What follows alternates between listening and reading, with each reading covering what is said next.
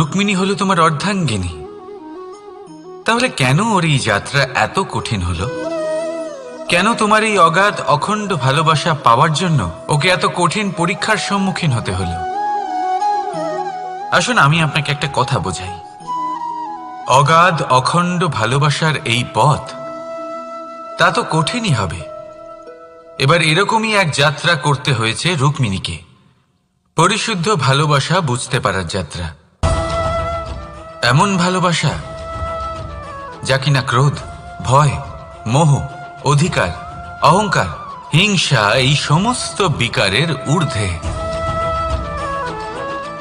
এবার এই যাত্রায় ওকে সাহায্য করবে রাধা। আর শুধু তাই নয়, আমি আপনাকে বলি, সংসারের প্রত্যেক নারী এই যাত্রা করে থাকেন। এবার যে নারী এই যাত্রার শেষ পর্যন্ত পৌঁছতে পারেন তিনি এক উচ্চ স্তরে